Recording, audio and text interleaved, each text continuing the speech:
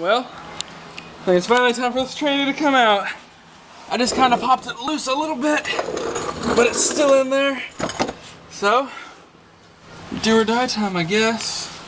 I'll put this thing somewhere you can actually see what's happening. Well, I hit the button. No, I didn't. Okay, we need to invest in a stand, some such.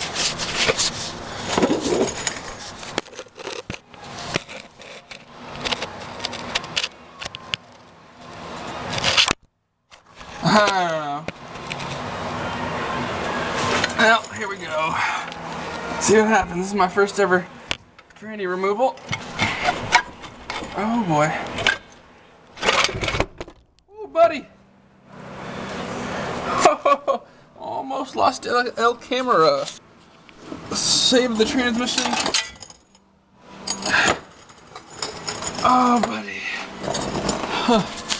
Well, there it is in all its glory. Thank God this e-brake cable wasn't, it's out, but just not out of here, I guess. But yeah, if that wasn't loose, I would have had a smashed camera. Let me get this thing out in the light. You guys can see it.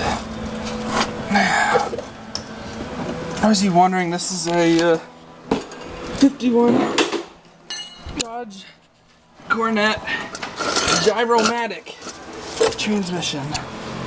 It's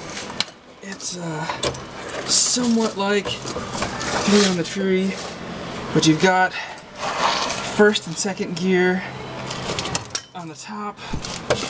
Oh boy. There it is.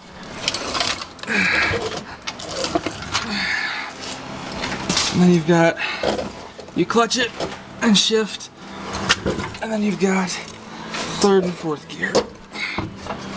Yeah, boy.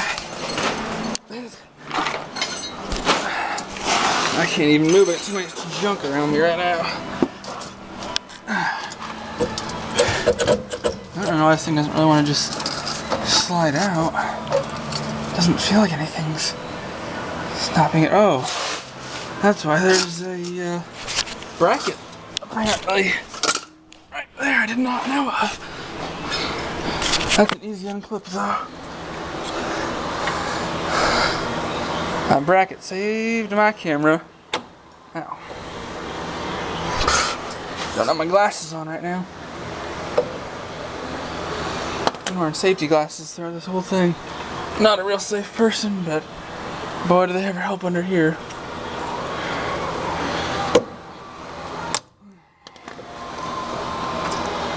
Let me put this thing down. There we go. Get that thing out from under there. That's more like it.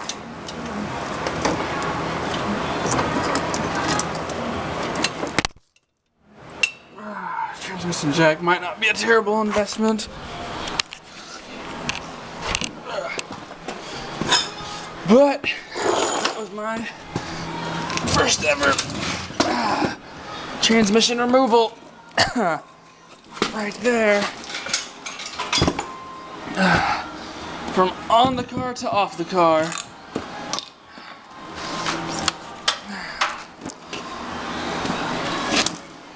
Let me go ahead and put it on the dolly. It'll stand out a little bit more then. Oh, she's a heavy old bitch.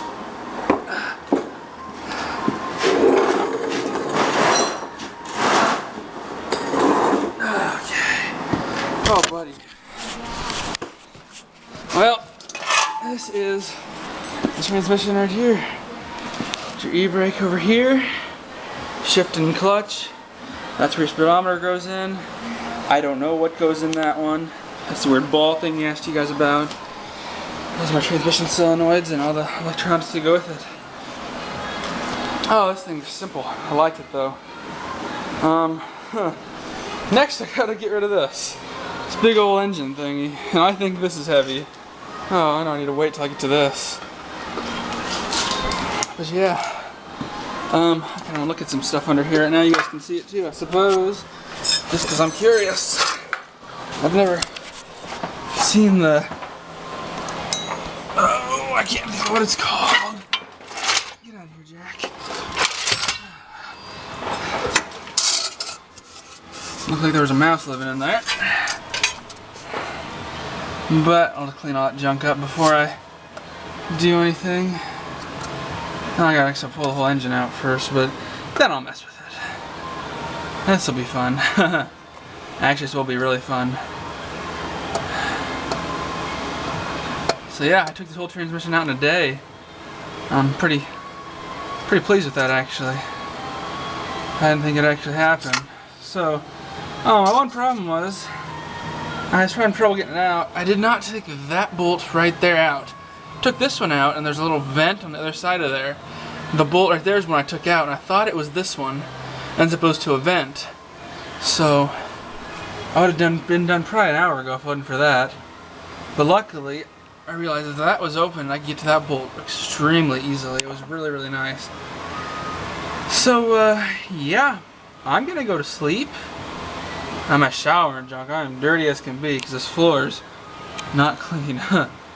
But I actually think I could be done down here. Then maybe that bracket right there. Yeah, that one. Other than hooking that, I think I might be done underneath the car for the most part. So yeah, I'm getting somewhere underneath this car, at least I should say.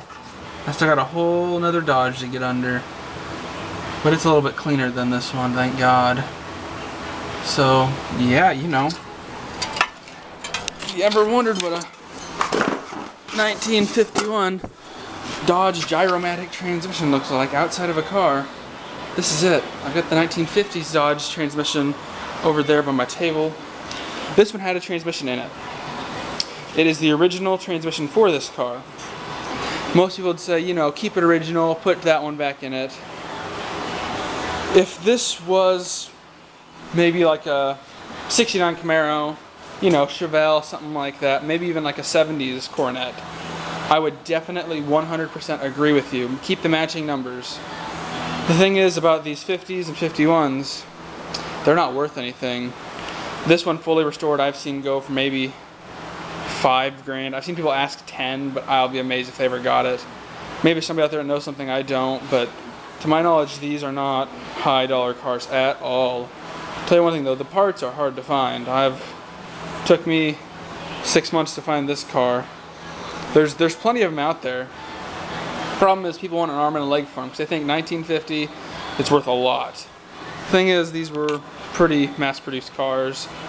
They made them in different varieties, as in like Plymouth and whatnot, you know, like how nowadays there's frickin' Mercury, Ford, Lincoln.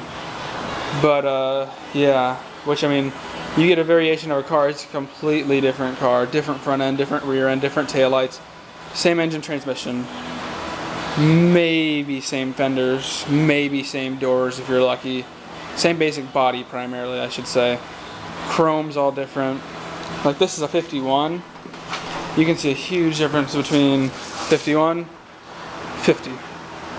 So I mean, yeah, one year off is different. That transmission actually varies very, very, very little from the other one, but there is one small difference. But yeah, as I was before I got way off track, what I was trying to say is I'm going to put this transmission in that car and not the original one because this one I know works. I've had this car. This car was driving around. The engine runs pretty good. I'm going to change all the fluids and everything, make sure everything's good in it, check a few little things out before I put it in this car because I don't ever want to take this engine out again. Not because I don't enjoy doing it, but because it's a love-hate thing. I hate it half the time, but in the end result, you absolutely gotta love it. Unless everything goes perfectly, then you love it. But if everything goes perfectly and easy, well, that means something's probably screwed up. But if it's the biggest pain in the ass in the world, it's probably gonna work perfectly.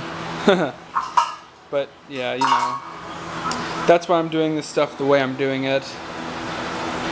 Oh boy. I need to go to bed or I'm just going to ramble all night. But yeah, I'm pretty psyched about this actually. That's my first ever transmission removal. I would have to call it a complete success. The transmission's out, nothing's broken, to my knowledge yet. It didn't hit the ground too hard, I don't think. But yeah, that's that, and that's the story behind why I'm doing what I'm doing. This car right here, though, I'd love to turn into like something beautiful. But I'm never gonna disclose my plans to that until anything is for sure. Which nothing's gonna be for sure until that car is running and moving. And then we'll see what this thing wants to do. I got a 56 Mercury I'd like to play with too, which means this thing could get pushed aside because the 56 Mercury is supposed to be my grandma's first car. But that thing needs total frame off restoration, rear end gone through, front end gone through, brakes gone through, engine gone through, transmission gone through, body completely redone, new paint, new interior, new floor pans, everything. Unlike this thing, which engine, transmission, obviously some front end work, and I would like to do the interior, and that's really all it needs. I'll tell you my plan about this for this thing sometime. Not right now, I need to go to bed. So yeah, thanks for watching, subscribe. Woo! Transmission's out!